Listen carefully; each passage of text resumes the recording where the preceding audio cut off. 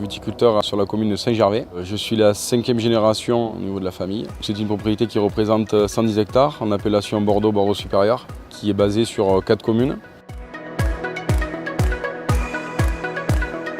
Moi, ma démarche a été simple. Mais déjà, il fallait que je renouvelle mes appareils parce qu'ils étaient quand même vieillissants. Du fait de prendre de nouveaux appareils, forcément, on aura un meilleur respect de l'environnement. Et puis aussi, respecter le voisinage. J'ai été voir donc tout type d'appareils, panneaux récupérateurs, j'ai porté, j'ai projeté. Mon choix s'est porté sur la drive. Pourquoi? Parce que les appareils pneumatiques, beaucoup trop de dérives. Les panneaux récupérateurs, beaucoup trop contraignants. L'air drive était l'appareil le plus adapté pour mon vignoble. J'ai regardé sur les solutions que j'ai portées et pour moi la plus adaptée était l'air drive de par son efficacité au niveau assistance d'air. Pour moi c'était celui qui avait la meilleure pénétration dans le feuillage. Au niveau des diffuseurs, ce que je trouve vraiment abouti, c'est que l'orientation du diffuseur est simultanée par rapport à la buse. L'assistance d'air est toujours en face de la buse et je trouve ça vraiment top.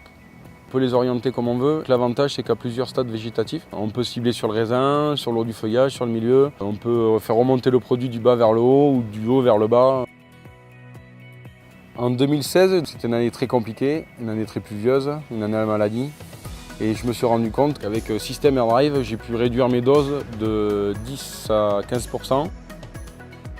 Par rapport à mes voisins qui, eux, n'avaient pas d'air drive, n'ont pas réduit leur dose, je n'ai pas eu de maladie, je m'en suis très bien sorti. Alors avec l'air drive, en début de saison, je me suis permis sur les premiers traitements de carrément éteindre l'assistance d'air, tout simplement parce que comme le feuillage est très peu évolué, et en passant avec des buses anti-dérive injection d'air, la qualité d'application est parfaite.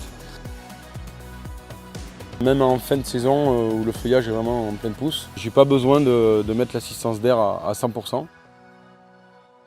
Le régime ventilation maximal est à 3600 tours. Arrivé à milieu de saison, on est entre 2800 et 3000 tours pour juste monter à 3200 tours maximum. Sur une saison de traitement, on fait des économies de gasoil qui peuvent aller jusqu'à 10, 15, 20% suivant les années. On peut réduire la dérive de par le choix des buses. Moi j'ai choisi de prendre des buses injection d'air. L'avantage de ce bus c'est qu'on peut avoir une gouttelette un peu plus grosse que des buses non injection d'air, ce qui nous permet de limiter énormément la dérive. En essayant plusieurs buses, la plus adaptée était la IDK 90. C'est une buse qui est à fente. L'assistance d'air a le même profil que la fente de la buse.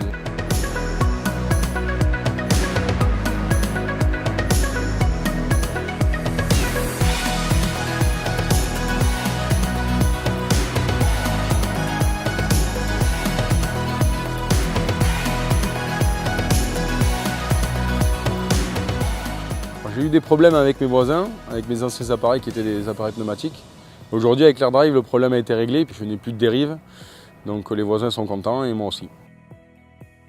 J'ai une petite anecdote. Je suis arrivé un matin dans une parcelle, donc je me suis mis en pulvérisation. J'ai un collègue qui est passé à une centaine de mètres de moi et qui m'a appelé en me disant qu'est-ce qui se passe? Tu traites ou tu traites pas? Je vois pas de produit qui vole. Donc j'étais bien en train de traiter, j'étais avec des buses anti-dérive et la dérive, on ne la voit pas. Il me fallait un appareil avec un très gros débit de chantier. On passe sous les 3 rangs, donc on traite 2 rangs complets plus de demi-rangs. Le très gros débit de chantier puisqu'on roule à 7 km/h. Et puis après il y a aussi les volumes hectares où on peut travailler avec des volumes hectares bien plus faibles du style 120-130 litres hectares. J'ai aussi moins de contraintes de réalisation de traitement puisque je peux commencer tôt le matin, je peux pulvériser quand il y a de la rosée. Je ne suis pas non plus embêté par les capuchons floraux puisque j'ai aucun problème de colmatage. J'ai plus besoin d'avoir 2 appareils différents pour le début de saison ou pour le reste de la campagne. Un seul appareil me suffit car l'air drive permet de concilier réduction de la dérive, le débit de chantier au stade précoce comme au stade tardif. L'air drive est un appareil aussi qui est très maniable, très simple, puisqu'on a une assistance qui s'appelle ACS, où quand on arrive en bout de rang, on fait une impulsion sur un seul bouton, ça nous coupe la pulvérisation, ça nous remonte les rampes, on fait notre manœuvre, on refait une action sur l'ACS, les descentes se remettent en place, la pulvérisation se rallume. L'air drive est équipé aussi d'une rampe négative. L'avantage de la rampe négative nous permet de pouvoir lever ou baisser la rampe. Ce que j'ai trouvé vraiment très abouti aussi, ce sont les descentes air drive, puisqu'elles sont très costauds mais très légères, ainsi que la rampe. Qui dit léger dit forcément moins de poids au niveau de l'appareil, donc on a quand même aussi moins de tassement de terrain.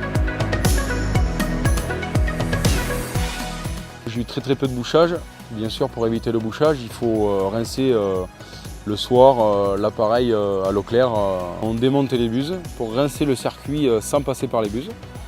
Et ensuite, on nettoie les buses et on remonte les buses. On a très peu de résidus au fond de la cuve une fois la pulvérisation finie. Donc forcément, on a très peu de résidus à traiter.